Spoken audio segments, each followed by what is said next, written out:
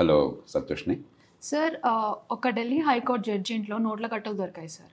ఆ జడ్జిని ఇప్పుడు అలహాబాద్ హైకోర్టుకి ట్రాన్స్ఫర్ చేస్తున్నారు. నార్మల్గా ఇదే ఇంకెవరికైనా జరిగితే అదే ప్రొసీడింగ్స్ జరిగేవి, లేకపోతే వాళ్ళు జైల్లో ఉండేవాళ్ళు. సో అలాంటి జడ్జిమెంట్ ఇచ్చే జడ్జి తప్పు చేస్తే ఎవరు శిక్షించాలి? రాజ్యాంగంలో స్పష్టమైన ఏర్పాటు ఉంది సంతోష్ని. ఒక న్యాయమూర్తి కనుక పదవికి అనర్హుడైనట్టయితే అవినీతి వల్ల కానీ లేకపోతే ఇతరమైన కీలకమైన కారణాల వల్ల కానీ అభిశంసించి పార్లమెంటు ఆయన తొలగించే అధికారం అన్నది. మన దురదృష్టం ఏమైందంటే నియామకాలప్పుడేమో రాజ్యాంగం చెప్పింది సుప్రీంకోర్టు ప్రధాన న్యాయమూర్తి సలహా మేరకు కాదు, సంప్రదించి రాష్ట్రపతి అంటే ప్రభుత్వం న్యాయమూర్తులు నియమిస్తుందని పెడితే దానికి సుప్రీంకోర్టు అడ్డగోలుగా అసలు ప్రభుత్వానికి కానీ చట్టసభలకు కానీ ఏమాత్రం పాత్ర లేదు, మేము కూర్చొని నిర్ణయిస్తాం, మా తర్వాత ఎవరు వస్తారని చెప్పన్నది దాన్ని రాష్ట్రపతి సంతకం పెట్టాలని తీర్పు ఇచ్చారు. దాంతో ఏమైంది, నియామకాలప్పుడు ఏ రకమైనటువంటి జవాబుదారితనం లేకుండా పోయింది, పారదర్శకత లేకుండా పోయింది. నాకు ఇష్టం వచ్చిన నేను పెట్టుకుంటాను, నీకు ఇష్టం వచ్చిన పేర్లు చెప్పు, మనం ఇద్దరం ఒప్పందం కుదుర్చుకుందాం, న్యాయమూర్తులు ఒకరికొకళ్ళు ఒప్పందాలు చేసుకుని నియమిస్తున్నారని చెప్పిన ఆరోపణలు ఉన్నాయి. ఖచ్చితంగా ఇలాంటి కేసులు చూస్తే మనకు అర్థమవుతాం. ఎన్నో సందర్భాల్లో అవినీతి, అసమర్థత రాణిస్తున్నమాట వాస్తవం. అది రాజ్యాంగ విరుద్ధం, రాజ్యాంగంలో అలా చెప్పలా. రెండు, వాళ్ళు పదవుల్లోకి వచ్చిన తర్వాత సర్వాధికారాలు ఉన్నాయి వాళ్ళకి. 1600-1700 మంది న్యాయమూర్తులు ఈ దేశంలో ఉన్నారు. రాష్ట్రాల్లో హైకోర్టుల్లో కావచ్చు, సుప్రీంకోర్టులో కావచ్చు. ప్రతి ఒక్కళ్ళకి రాజ్యాంగ ధర్మాసనం అధికారాలు ఉన్నాయి. అంటే వాళ్ళు ఒక చట్టాన్ని ఆపచ్చు, ఒక ప్రభుత్వానికి ఫలానా చేయొద్దని ఆదేశం ఇవ్వచ్చు, రకరకాలుగా రాజ్యాంగంలో జోక్యం చేసుకునే అధికారం వాళ్ళకు ఉన్నది. మరి అలాంటి వాళ్ళని తీసేసే పద్ధతి రాజ్యాంగంలో ఉన్న అమలు చేయలేదు అనుకోండి. ఇంతవరకు భారతదేశ చరిత్రలో ఒక్క న్యాయమూర్తిని కూడా పార్లమెంటు తొలగించలేదు రాజ్యాంగంలో ఏర్పడుతున్నా కూడా. అప్పుడు ఏమవుతుంది, ఒకసారి న్యాయమూర్తిగా నియమితులైన తర్వాత ఆయనకు ఎవ్వడికి లొంగేది లేదు, దేనికి భయపడేది లేదు. మంచి చేయడానికి భయపడక్కర్లా, కానీ తప్పు చేయడానికి భయపడాలి కదా, జవాబుదారితనం ఉండాలి కదా. కాబట్టి ఒక జవాబుదారితనం లేనటువంటి వ్యవస్థ నిర్మాణం చేశాము. న్యాయమూర్తులు తమకు తాము మేము మిగతా ప్రపంచానికి సంబంధం లేదు, మా ఇష్టం, ప్రజాస్వామ్యం లేదు, ఎక్కడ గోంగూర లేదు, మాకు మేమే ప్రభువులం, మమ్మల్ని మేమే నియమించుకుంటాం, మమ్మల్ని ఎవడో తీసేయలేడు, మా ఇష్టం వచ్చినట్టు చేస్తామన్న ధోరణి ఎప్పుడైతే వచ్చిందో ఇలాంటి వాటిని అడ్డుకట్టు వేయడం కష్టమవుతుంది. ఒక రకంగా ఈ దేశంలో చట్టబద్ధ పాలన, న్యాయ వ్యవస్థ ఎంత సంక్షోభంలో చిక్కున్న దానికి ఇది ఒక సజీవమైన ఉదాహరణ. దీన్ని ఒక అవకాశంగా తీసుకుని న్యాయ వ్యవస్థ ప్రతిష్టని కాపాడాలి, న్యాయ వ్యవస్థ స్వతంత్ర ప్రతిపత్తిని కాపాడాలి, న్యాయ వ్యవస్థ సామర్థ్యాన్ని పెంచాలి, వీటన్నిటితో పాటు న్యాయ వ్యవస్థ విశ్వసనీయతని పెంచాలి. న్యాయ వ్యవస్థ ప్రతి నమ్మకం పోయిందనుకోండి, జడ్జిలంతా ఇంత నమ్మకం భావం ప్రజలకు వచ్చిందనుకోండి, ఈ దేశం ఏమైపోతుంది. అంచేత గతంలో చేసిన తప్పుల్ని సవరించాలి. గతంలో సుప్రీంకోర్టు ఖచ్చితంగా తప్పు చేసింది, దానిలో ఏమాత్రం మానలేదు. ఎందుకంటే ఎంతో ప్రయత్నాన్ని గత 20 ఏళ్ళుగా లోక్సత్తా ప్రజాస్వామ్యపీఠం చేసినాయి. ఉన్నత న్యాయమూర్తుల నియామకాన్ని గురించి, అలాగే సమర్థులు న్యాయ వ్యవస్థలోకి రావడాన్ని గురించి, పదవిలో ఉండగా న్యాయమూర్తులు జవాబుదారీగా ఉండటాన్ని గురించి, మొత్తాన్ని గురించి చాలా బోల్డంత చర్చ జరిగింది ఈ దేశంలో. చాలామంది మహామహులు ప్రయత్నాలు చేశారు. లోక్సత్తా ప్రజాస్వామ్యపీఠం చాలా మౌలికమైన ప్రయత్నం చేసినాయి. దాని కారణంగానే, దాని పర్యవసానంగానే 99వ రాజ్యాంగ సవరణ, న్యాయమూర్తుల నియామకం కోసం అని చెప్పని జ్యుడిషియల్ కమిషన్ ఏర్పాటు జరిగింది. దాన్ని సుప్రీంకోర్టు అన్యాయంగా కొట్టేసింది. దానికి రకరకాల వంకలు చెప్పి, ఏ రకమైన సబబైన కారణాలు కావు. ప్రపంచ చరిత్రలో ఎక్కడా లేదు, ఏ ప్రజాస్వామ్యంలో కూడా ప్రపంచంలో ప్రజలు ఎన్నుకోనటువంటి ఒక సంస్థ తమంతా తాము నిర్మించుకోవడం ప్రపంచంలో ఎక్కడా లేదు. అది ప్రజాస్వామ్యం కాదు. అయినా కూడా ఈ దేశం నెగ్గింది. రాజకీయం అంటే మనందరికీ ఉన్న కోపం వల్ల ఈ దేశంలో ఏ ఇంట్లో చూసినా, లేకపోతే ఏ టీవీ ఛానల్లో చూసినా, పత్రికలో చూసినా రాజకీయ పార్టీలని, రాజకీయాన్ని, ఎన్నికైన వాళ్ళని బూతులు తట్టినే మన పని పొద్దున్న సాయంత్రం దాకా. చాలా లోపాలు ఉన్నాయి అక్కడ, లోపాలు లేవని కాదు, కానీ వాళ్ళ లోపాలు ఉన్నాయి కాబట్టి రాజకీయం అంటే మనకు కొంచెం నిరసన కలిగి చాలా కాలం ఏముండేది.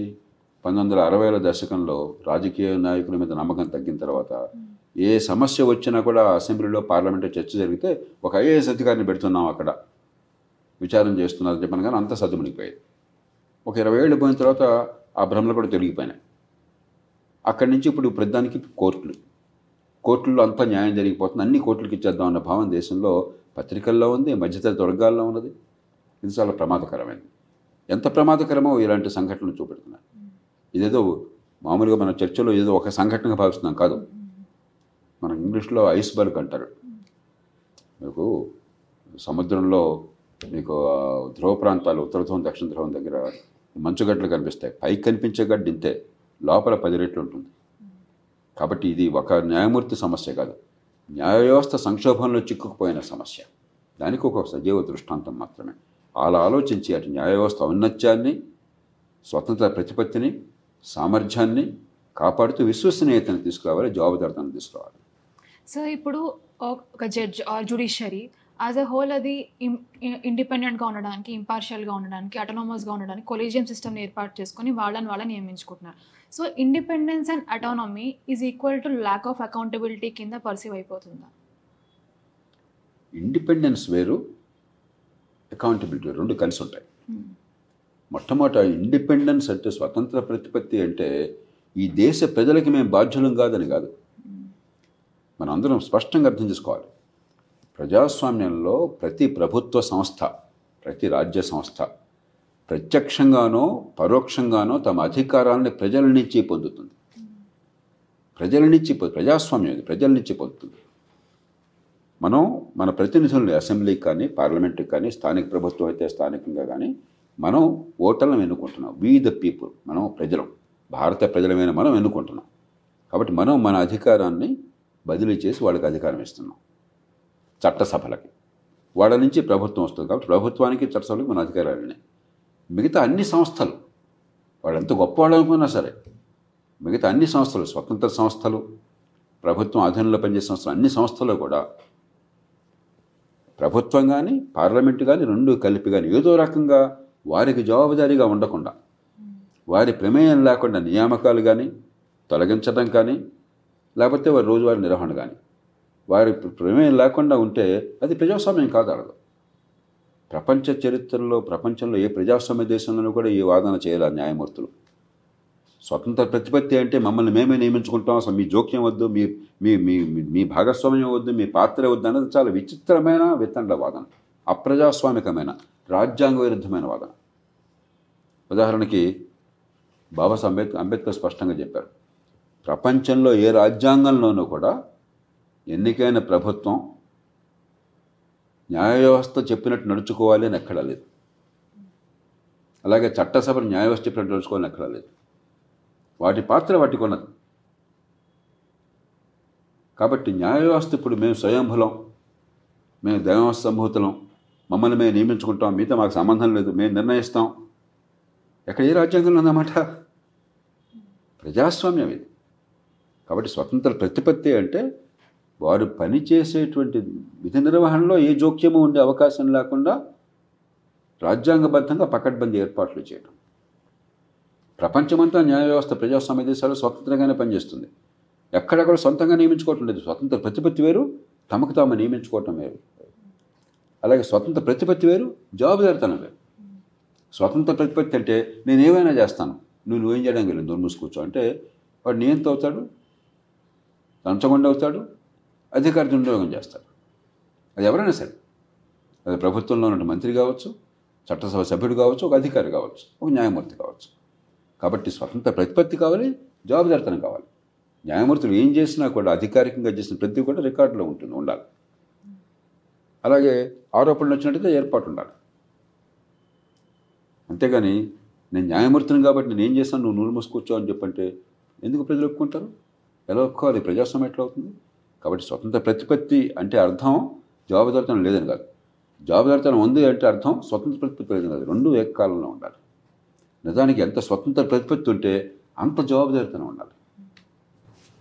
సార్, ఇప్పుడు ఈ సిచ్యువేషన్లో వే ఫార్వర్డ్ రిఫార్మ్స్ ఏం కావాలంటారు? 20 ఏళ్ల నుంచి సంతోష్ని ప్రజాస్వామ్య పీఠము, లోక్సత్తా దీని మీద చాలా విశేషమైన కృషి చేసినాయి. నిజానికి 99వ రాజ్యాంగ సవరణ, ఈ జాతీయ జ్యుడిషియల్ కమిషన్ ఏర్పాటు కేవలం లోక్సత్తా ఉద్యమం, ప్రజాస్వామ్య పీఠం చేసిన దానివల్ల వచ్చినాయి. దానికి ఏదో సౌకర్యమైనవన్నీ ఉన్నాయి. 2004-2005లో ప్రారంభించాం ఈ ప్రక్రియ. 2011లో అంతకు మునిపే 2-3 ఏళ్ల పాటు పనిచేశారు. FDR లోక్సత్తా కోరిక మేరకు ముగ్గురు ఈ దేశ చరిత్రలోనే అత్యంత విశ్వసనీయత ఉన్నటువంటి న్యాయమూర్తులు, మహోన్నతమైన న్యాయమూర్తులు. జస్టిస్ వెంకటాచలయ్య గారు, జస్టిస్ జేఎస్ వర్మ గారు, జస్టిస్ కృష్ణాయ్యర్ గారు. జేఎస్ వర్మ గారి గురించి ఒక క్షణం చెప్పాలి. ఆయనే ఈ న్యాయమూర్తి నియామకానికి కలేజియం ఏర్పాటు చేసింది ఆయన తీర్పు వల్ల 90ల దశకంలో. అంటే మంచి ఉద్దేశంతో. ఇష్టం వచ్చినట్టు ఏర్పాట్లు చేస్తున్నారు, రాజకీయ పార్టీలకి వాళ్ళ పార్టీ వాళ్ళని పెట్టుకుంటున్నారు, పక్షపాతం ఉందనే భావంతో. మంచి ఉద్దేశమే. కానీ ఎంత నిజాయితీపరుడు అంటే ఆయన ఇచ్చిన తీర్పు వచ్చిన పర్యవసానాలను ఆయనే గమనించి ఇది కొనసాగితే దేశానికి మంచిది కదని అర్థం చేసుకున్న మనిషి, నిజాయితీపరుడు. ఆనాడు ఆయన తీర్పు ఇచ్చినాడు. ఆయన ప్రధాన న్యాయమూర్తిగా ఉన్న ఆయన జస్టిస్ వెంకటాచల గారు ఇప్పుడు కూడా సజీవులుగా ఉన్నారు. గత మాసం కూడా నేను ఆయనతో 2 గంటలు కూర్చున్నాను బెంగళూరులో. జస్టిస్ కృష్ణాయ్యర్ గారు ఈ దేశంలో అందరికీ తెలుసు. అభిప్రాయాలు మీరు నచ్చొచ్చు నచ్చకపోవచ్చు కొన్ని అభిప్రాయాలు, కానీ ఆయన సచ్ఛీలత పట్ల, నిజాయితీ పట్ల, నిబద్ధత పట్ల, న్యాయ వ్యవస్థ ఔన్నత్యం కావాలని కోరుకునేటువంటి ఆయన దృక్పథం పట్ల, స్వతంత్ర ప్రతిపత్తి పట్ల ఎవరికి అనుమానలేదు. ఈ ముగ్గురిని మనం కోరాం. గత 50-60 ఏళ్లలో ఈ దేశంలో మహోన్నత న్యాయమూర్తులు ఎవరంటే 3 పేర్లు వస్తాయి. ప్రజాస్వామ్య పీఠం చాలా సవివరంగా ఒక చర్చాపత్రం తయారు చేసింది. మనం ఒక్క దేశమే కాదుగా, ప్రపంచంలో అన్ని ప్రజాస్వామ్య దేశాలు ఉన్నాయి కదా, ఆ దేశాల్లో ఎలా న్యాయమూర్తుల నియామకం జరుగుతుంది, ఎట్లా జవాబుదారీతనం కోసం ఏర్పాట్లు ఉన్నాయి, మన దేశంలో ప్రస్తుతం దాకా నడుస్తున్న పరిస్థితి ఏమిటి, ఇప్పుడున్న పరిస్థితుల్లో ఏ రకంగా చేస్తే బాగుంటుందని సూచనలు చేసి తయారు చేసాం. దాని ప్రాతిపదికగా తీసుకుని 3 న్యాయమూర్తులు కూడా కలిసి కూర్చుని ఈ జాతీయ న్యాయ కమిషన్, జ్యుడిషియల్ కమిషన్ అది ఏర్పాటు కావాలని సూచించారు. ప్రతి దశలోనూ కూడా ఆనాటి ప్రభుత్వం, ప్రతిపక్షంలో ఉన్న కీలక నాయకులందరూ, మన్మోహన్ సింగ్ గారు ప్రధానమంత్రిగా ఉన్నారు, అలాగే సోనియా గాంధీ గారు ఎన్ఎస్సీ చైర్పర్సన్గా కాంగ్రెస్ పార్టీ అధ్యక్షురాలుగా ఉన్నారు. ఆనాటి న్యాయశాఖ మంత్రి ఎవరంటే వారు, ఆనాటి ప్రతిపక్షంలో ఉన్నటువంటి ఎల్కే అద్వానీ గారు, అరుణ్ జైట్లీ గారు, రవిశంకర్ ప్రసాద్ గారు, అరుణ్ శౌరి గారు, ఇతర పెద్దలందరికీ కూడా ప్రతి క్షణం కూడా విషయాలు తెలియజేయడం రహస్యంగా జరగల, పూర్తిగా పారదర్శకంగా చేశాం కదా, పెద్ద పబ్లిసిటీ ఇచ్చుకోవాలి. అలాగే ఎన్నికలకు ముందే 2014 ఎన్నికలకు ముందు అప్పుడే ఈ నివేదిక వచ్చిన తర్వాత ప్రధానమంత్రి గారికి పంపించాం, స్వయంగా నేను సమర్పించాను. ఆ తర్వాత 2 ప్రధాన న్యాయమూర్తులు జస్టిస్ వెంకటాచలయ్య గారు, జస్టిస్ జేఎస్ వర్మ గారు, నేను 3 గురించి ప్రధానమంత్రి గారిని కలిసాం. వారితో సమగ్రంగా చర్చించాం. కృష్ణాయ్యర్ గారు వీల్ చైర్ మీద ఉండి ప్రయాణం చేయలేకపోతున్నారు, అందుకని ఆయన రాలేకపోయినారు. మరి ఆ నివేదిక కానీ దానిలో కృష్ణాయ్యర్ గారు ఉత్తరం కానీ చాలా స్పష్టంగా ఉంది. ఆనాడే వారు ఒకటి జాతీయ జ్యుడిషియల్ కమిషన్ నియామకాలకు కావాలి, అంతేగాని న్యాయమూర్తులు తాము నియమించుకోవడం సరైనది కాదు. రెండోది, పదవిలో ఉండగా న్యాయమూర్తుల మీద ఆరోపణలు వచ్చినట్టయితే ఒక శాశ్వత యంత్రాంగం ఉండాలి. ఇవాళ ఇప్పుడు న్యాయమూర్తి మీద ఆరోపణలు వచ్చినాయి, ఏం చేస్తారో వాళ్ళకి అర్థం కావట్లా. ఒకరోజు మాట చెప్తారు, మన్నాడు ఇంకో మాట చెప్తారు, హైకోర్టు ప్రధాన న్యాయమూర్తి ఒకటి చెప్తారు, సుప్రీంకోర్టు ప్రధాన ఇంకోటి చెప్తారు, ముందు బదిలీ చేశామంటారు, తర్వాత బదిలీ చేయలేదంటారు, మళ్ళీ చేశామంటారు. చేస్తే అక్కడ అలహాబాద్ హైకోర్టులో ఈ చెత్త కుప్పలాగా అందరినీ ఇక్కడ మా దగ్గర పెడేస్తారని వాళ్ళు అక్కడ ఉద్యమం చేస్తున్నారు. తర్వాత ఏమవుతుందో ఎవరికి తెలియదు.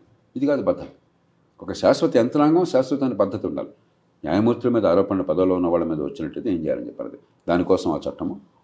అలాగే సమర్థులైన వాళ్ళు న్యాయ వ్యవస్థలో రావడం కోసం Indian judicial service, IAS IPS మాదిరిగా ఒక జాతీయ, ఒక ఆల్ ఇండియా సర్వీస్, ఈ 3 ప్రధానమైన ప్రతిపాదనలు ఆనాడు చేయడం జరిగింది. కృష్ణాయ్యర్ గారు అయితే ఇంకా ముందుకెళ్ళి తొలగించడం కూడా కష్టం అవుతున్నది.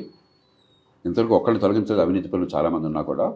కాబట్టి ఇలాంటి జ్యుడిషియల్ కమిషన్నే విచారణ చేసి వారు సిఫారసు చేస్తే తొలగింపు అనివార్యం కావాలని చెప్పి సూచించారు. నేనే వారిని కోరాను. అందరూ ఏకాభిప్రాయం కావాలంటే మీరు చెప్పింది వాస్తవాన్ని అంగీకరిస్తున్నాను, కానీ ఏకాభిప్రాయం కావాలంటే కాస్త కొన్ని విషయాలు పక్కన పెడదాం. దాని గురించి ఇప్పుడు ఇంపీచ్మెంట్ పద్ధతిని గురించి మనం దానిలోకి వెళ్ళొద్దంటే ఆయన అంగీకరించారు. కానీ ఆయన ఉత్తరం నా దగ్గర ఉంది, ఇప్పుడు కూడా ఉంది. ఈ మొత్తం ప్రభుత్వానికి, ప్రతిపక్షాలకి, పార్లమెంటు అందరికీ పంపించాం. దాని ప్రాతిపదికనే యూపీఏ ప్రభుత్వం ఉండగా 99వ రాజ్యాంగ సవరణ, ఆనాడు పేరు వేరే, ఇంకో నంబర్ వేరే ఉంది, తుదిగా 99 అయింది. దాని రూపకల్పన జరిగింది. అంతలో ఎన్నికలు వచ్చినాయి. ఎన్నికలు వస్తున్నప్పుడు కూడా నేను స్వయంగా అహ్మదాబాద్ వెళ్ళి, నరేంద్ర మోదీ గారు ముఖ్యమంత్రిగా ఉన్నారు గుజరాత్కి, ఆయన కలిసి ఇది ప్రస్తుతం జరుగుతున్నది, ఇది పార్టీలకు అతీతమైనది, అన్ని పార్టీలు కలిసి ఏకగ్రీవంగా చేయాలి, రేపొద్దున అధికారంలో మీరు వచ్చినా వారు కొనసాగిన కూడా చేయాలని చెప్పంటే అంగీకరించారు. వారు ప్రభుత్వంలో రాగానే దీన్ని ఏకగ్రీవంగా ఆమోదించారు పార్లమెంట్లో. అన్ని పార్టీలు కలిసి వచ్చినాయి, ఏ పార్టీ వ్యతిరేకించాలి. ఒకే ఒక్క వ్యక్తి రామ్ జెత్మలాని అని, ఆయన కొంచెం ఆయన పద్ధతి, ఆయన ఒక్కడే దాన్ని కాదన్నారు. ఏకగ్రీవంగా పార్టీలు ఆమోదించినాయి, అన్ని పార్టీలు కూడా. దాని మీద సుప్రీంకోర్టుకు వెళితే సుప్రీంకోర్టు అన్యాయంగా కొట్టేసింది, అవాస్తవమైన రాజ్యాంగ విరుద్ధమైన వాదనలతో కొట్టేసింది. దాని వెనకాల హేతుబద్ధత ఏం లేదు. రకరకాల భయాందోళన ఉండొచ్చు, కానీ హేతుబద్ధత లేదు. ఆ దృష్టిలో సుప్రీంకోర్టు ఇలా చేస్తుందని చెప్పిన ఆలోచనతో ఈ మొత్తం వివరాలన్నీ కూడా ఆనాడు సుప్రీంకోర్టులో 5 న్యాయమూర్తులు దాన్ని చూస్తుంటే 5కి పంపించాం. సుప్రీంకోర్టులో FDR మేము వ్యాజ్యంలో మేము కూడా పాల్గొంటామని చెప్పంటే ఈ దశలో ఎవరు రావడానికి మేము ఒప్పుకోవాలని సుప్రీంకోర్టు ఎవరిని అనుమతించాలి. అలాంటప్పుడు ఇక వేరే మార్గం లేక 5 న్యాయమూర్తులకి సవివరంగా ఇవన్నీ పంపించి నేను వారికి ఉత్తరం రాశాను, ప్రతి ఒక్కరికి కూడా ఈ డాక్యుమెంట్తో సహా. అయినా కూడా సుప్రీంకోర్టు పొరపాటు చేస్తుందేమన్నటువంటి ఆందోళనతో ప్రధానమంత్రి గారికి, అందరు పార్టీ నాయకులకి, దేశంలో అందరు ఎంపీలకి పంపించాం వివరాలన్నీ కూడా. ఒకవేళ సుప్రీంకోర్టు ఖచ్చితంగా దేశ రాజ్యాంగ విలువలను కాపాడే ప్రయత్నం చేస్తున్న విశ్వాసం మాకున్నది. ఒకవేళ పొరపాటు వచ్చినట్లయితే ఈ అంశంలో పార్టీలకు అతీతంగా పక్షపాతాలు లేకుండా పార్టీలన్నీ కలిసి వచ్చి పార్లమెంటు సార్వభౌమత్వాన్ని కాపాడాలి, రాజ్యాంగ విలువల్ని కాపాడాలని చెప్పి కోరాం. దానికి సోనియా గాంధీ గారు స్వదస్తూరితో ఆమె నాకు ఉత్తరం రాశారు.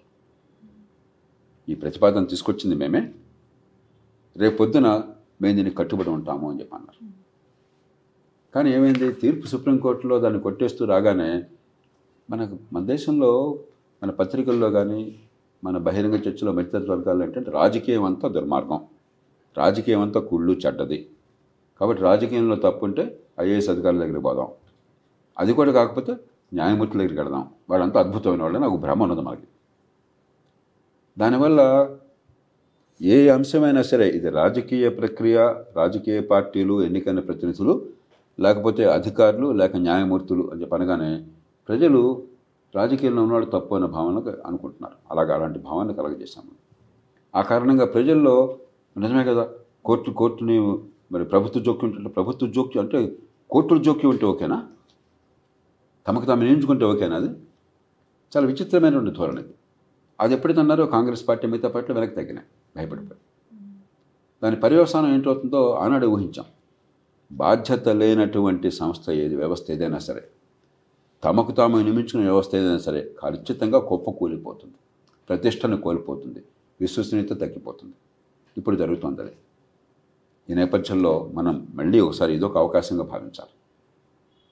గతంలో తప్పులు జరుగుతాయి, తప్పులేదు. ఒక రాజ్యాంగం నిర్వహణలో, ప్రజాస్వామ్య పరిణామంలో కొన్ని తప్పులు జరుగుతాయి.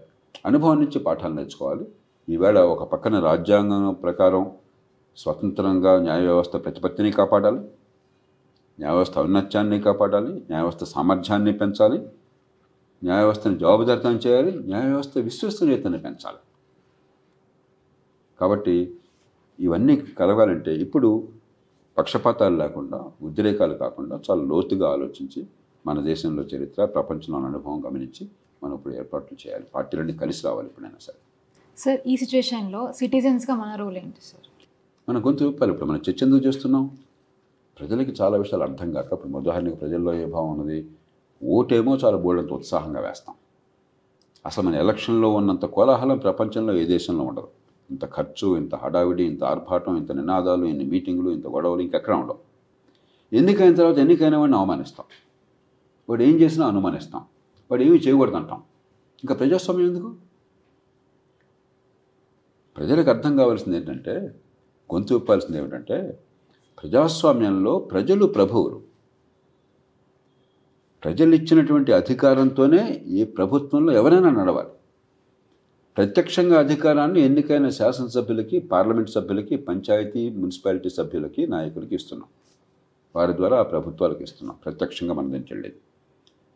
మిగతా అందరూ కూడా దేశంలో ఒక అధికారి కావచ్చు, ఒక IAS అధికారి, నేను పరీక్ష రాశానయ్యా, నువ్వు నాకు చెప్పడానికి అని ఎన్నికైన ముఖ్యమంత్రి, ప్రధానమంత్రి అన్నాడు అనుకోండి, ఇంకా ప్రజాస్వామ్యం ఎక్కడుంది? లేకపోతే న్యాయమూర్తినయ్యా, నీ చట్టంతో నాకు సంబంధం ఏంటి, నీ పార్లమెంట్ వాడు, నువ్వు అసలు అసెంబ్లీ అన్నాను అనుకో, నీకు ప్రజాస్వామ్యం ఎక్కడుంది? కాబట్టి ప్రతి సంస్థ, ప్రతి వ్యవస్థ ప్రజాస్వామ్యంలో, ప్రతి వ్యక్తి, అధికారంలో పదవిలో ఉన్న ప్రతి వ్యక్తి ప్రత్యక్షంగానో పరోక్షంగానే ప్రజల మద్దతుతో, ప్రజల అంగీకారంతో, ప్రజలకు జవాబుదారీగా ఉంటూ పనిచేయాలి తప్ప ప్రజలతో సంబంధం లేకుండా లింక్ లేకుండా ఉండడం అనే విషయం ప్రజలకు అర్థం కావాలి. ఈ చిన్న విషయం అర్థం కాల, న్యాయమూర్తులకు అర్థం కాల, సామాన్యులకు ఏం అర్థమవుతుంది? ఇవాళ ముందు ప్రజాస్వామ్య విలువ అర్థం కావాలి. 2, దీన్ని మనం గనక దెబ్బ కొట్టినట్టయితే ఏం జరుగుతుందో మన కళ్ళ దగ్గర కనిపిస్తుంది. న్యాయమూర్తి అంటే ఈ దేశంలో మరి నిజాయితీగా ఉంటారు, తలకాయ తీసే హక్కు ఉన్నది, ప్రభుత్వాలు చట్టాలు ఆపే హక్కు ఉన్నది, మరో హక్కు ఉన్నది, ఇంత అధికారం ఉన్నది, మన కోసం చేస్తారు, ధర్మదేవతలు మనం అనుకుంటామంటే వాళ్ళు ఏం చేస్తున్నారు మన కళ్ళ దగ్గర కనిపిస్తుంది కదా.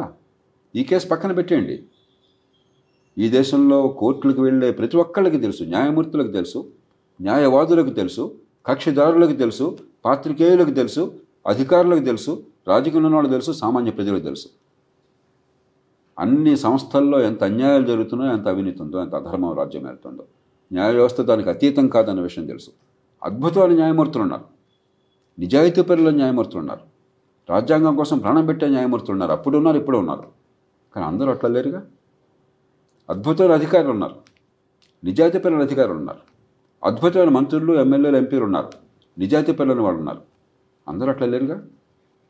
వాళ్ళని జవాబుదారీగా చేయకపోతే ఎట్లా? కాబట్టి ఆ జవాబుదారితనం, బాధ్యతతో కూడా జవాబుదారితనం కోసం ఇవాళ కనీసం విచక్షణ తెలిసిన వాళ్ళు